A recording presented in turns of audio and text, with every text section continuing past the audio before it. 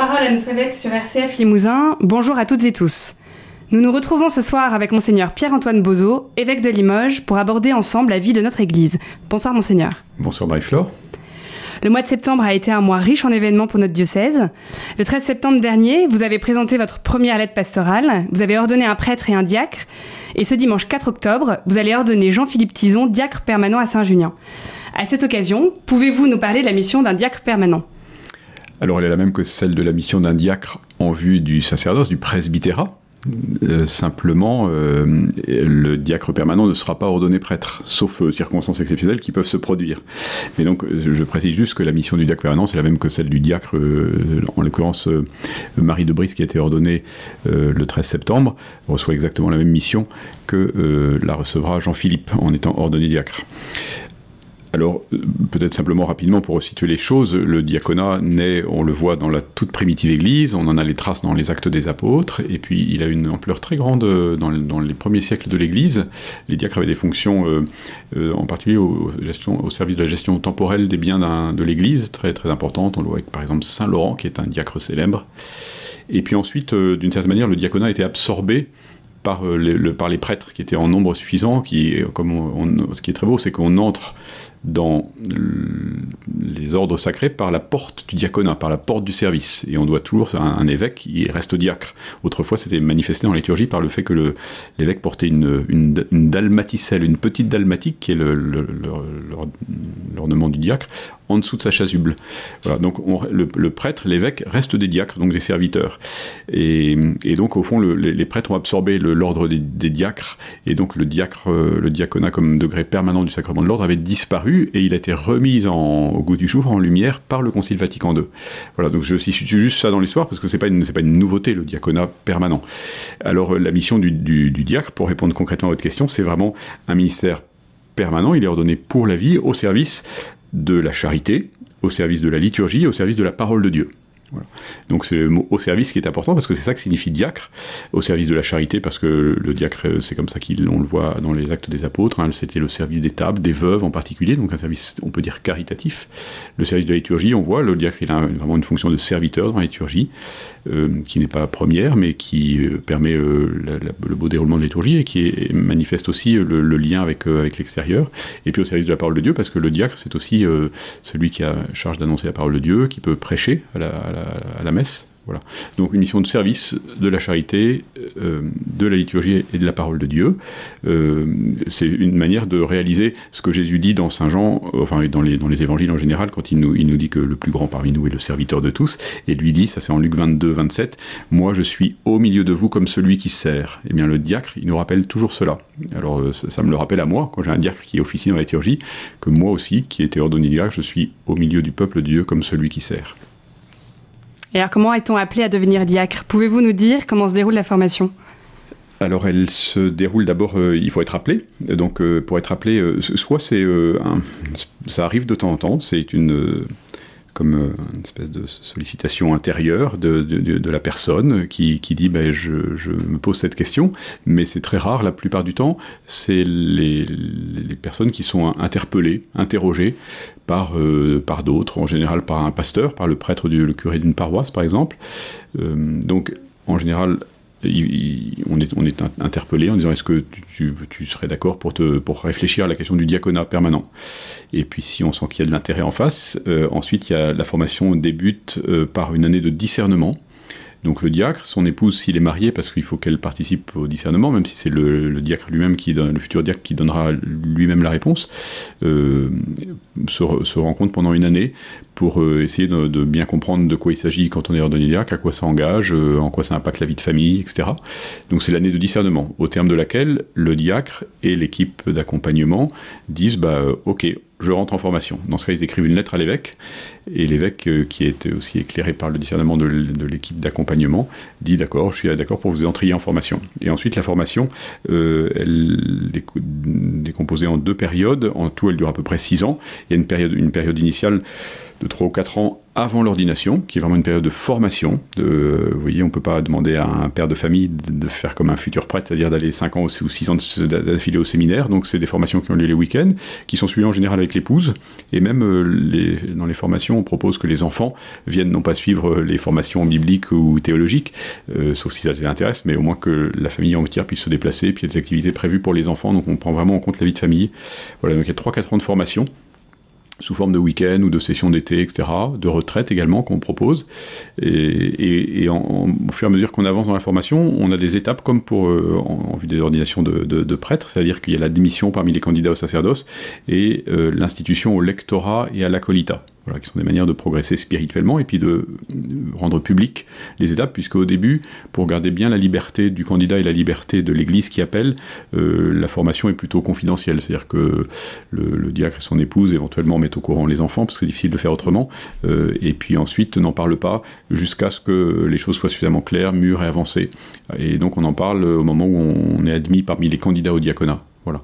Donc ça c'est la formation de base jusqu'à l'ordination, et puis ensuite il y a une formation complémentaire qui dure 2 ans après l'ordination, pour qu'en fonction de l'expérience acquise en célébrant des baptêmes ou des mariages, en prêchant, en s'engageant dans le service confié par l'évêque, on puisse continuer de se former, de relire un petit peu sa mission. Voilà. Donc vous voyez, c'est 3-4 ans avant l'ordination et 2 ans après l'ordination, donc ça fait 6 ans de formation.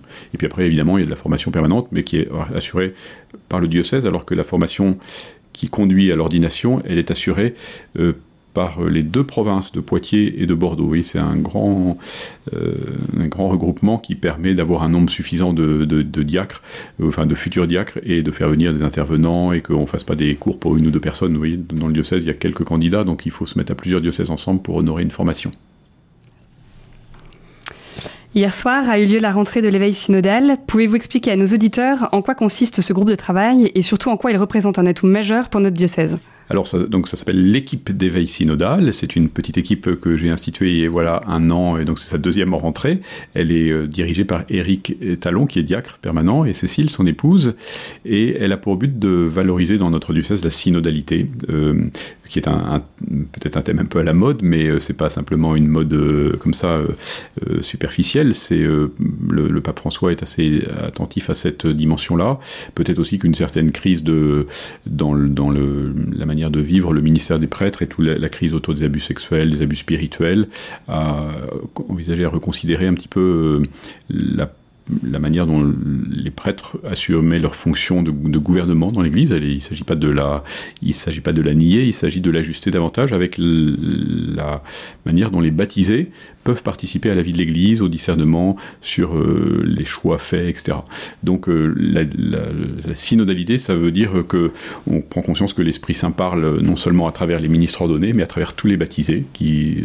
par leur baptême, on le dit quand le prêtre fait l'onction de Saint-Crème, qui sont prêtres, prophètes et rois, pas de la même manière que les prêtres ou les évêques, mais de manière réelle. Et donc, ça leur donne une légitimité pour discerner, aussi participer au discernement de ce qui est bon pour la vie de l'Église. Voilà. Donc c'est ça la synodalité, c'est un mot grec qui veut dire, 2 mots grecs, synodos, qui veut dire cheminer ensemble, exactement. Voilà. Donc on peut pas dire que c'est la démocratie dans l'Église, parce que l'Église n'est pas une démocratie. L'Église, elle est apostolique, elle est fondée sur les apôtres et leurs successeurs, les évêques, parce que c'est comme ça que l'a voulu Jésus. Il a appelé les 12, il leur a confié des missions, bien repérables dans le Nouveau Testament. Mais il y a après des groupes concentriques, et tout ça forme le corps du Christ, qui est l'Église. Et donc dans le gouvernement de l'Église, peut-être qu'on revalorise aujourd'hui, après l'avoir trop sous-valorisé, sinon dévalorisé, le rôle des baptisés. Voilà. Et donc cette équipe, donc c'est ça la synodalité. L'équipe d'éveil synodal, elle vise à essayer de la faire jouer le maximum dans le diocèse, en étant à l'écoute de ce que les chrétiens ont à dire, de ce que le monde aussi peut dire à l'Église. Et on peut dire, si on veut employer des mots un peu du vocabulaire contemporain, que c'est un genre de laboratoire d'idées, pour pas dire un think tank. C'est une espèce d'intelligence collective qui est menée par ce groupe, mais pas seulement pour donner des idées à l'évêque, mais pour solliciter dans le diocèse les prêtres, les diacres, les laïcs, suggérer à l'évêque par exemple d'organiser un synode, une assemblée synodale, une consultation. Voilà, donc c'est une mission assez large, au fond volontairement un peu floue, avec un groupe assez souple dans sa manière de dans la mise en œuvre de ce qu'il a à faire. Donc ils ont une grande liberté. Eux, ce qu'ils ont choisi, qui est important pour eux et que je trouve assez beau, c'est qu'il y a une grande place donnée à la prière et à la fraternité. C'est-à-dire ils ne se mettent pas simplement pendant 2 heures autour d'une table pour réfléchir sur la vie de l'Église, ils le font en accordant un peu du temps gratuit pour la fraternité et un vrai temps dédié à la prière pour que leur travail se fasse dans cette ambiance-là, de charité mutuelle et d'écoute de l'Esprit Saint. Et ensuite, ils me rendent compte au fur et à mesure de leur réflexion. Donc voilà, pour l'instant, ça reste un petit peu un groupe en construction. Il y a une douzaine de personnes peut-être. On a voulu que un peu toutes les tendances, toutes les générations soient représentées, les 2 départements de notre diocèse, mais en faisant attention peut-être à ce que la majorité soit plutôt jeune. Voilà. Revenons sur un sujet sociétal. Dans le cadre de la crise sanitaire que nous vivons actuellement, beaucoup de personnes sont inquiètes. Nous savons que le virus se propage davantage et au regard du dernier arrêté préfectoral, certains ont peur d'aller à la messe. Est-ce que ces messes sont-elles maintenues et comment pouvons-nous rassurer les paroissiens qui ont peur de revivre cette situation, la même situation qu'au printemps ? Oui, alors bien sûr, j'insiste fortement pour dire que les messes sont maintenues. Elles sont maintenues pas parce que l'évêque décide qu'elles sont maintenues, parce que les autorités civiles de notre pays sont d'accord pour qu'elles soient maintenues. J'ai rencontré ce matin même le préfet qui m'a redit qu'il n'y avait aucun changement pour la mise en œuvre des célébrations dans les églises. Voilà.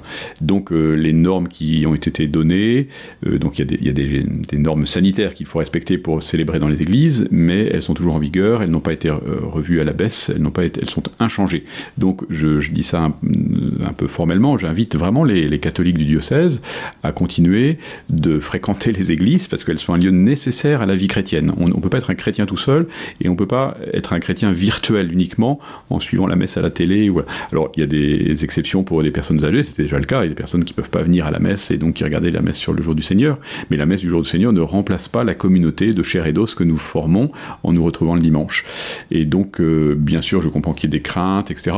Pour l'instant, en tout cas dans notre diocèse, mais j'ai pas eu beaucoup d'écho dans l'Église de France, je n'ai pas entendu parler de foyers épidémiques dont l'origine serait un rassemblement dominical ou d'une messe du dimanche ou la célébration d'une profession de foi ou d'une confirmation.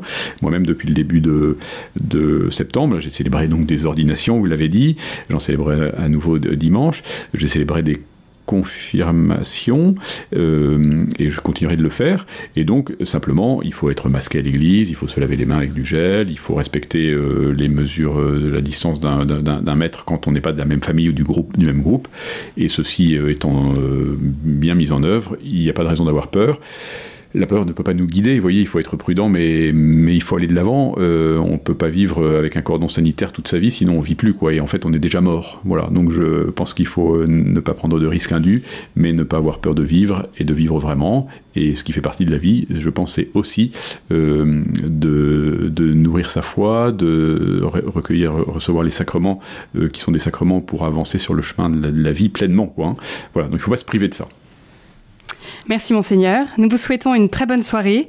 Vous retrouverez l'émission Parole à notre évêque en podcast sur le site RCF et en vidéo sur le site du diocèse, ainsi que sur la chaîne YouTube Diocèse de Limoges. Bonne soirée à tous.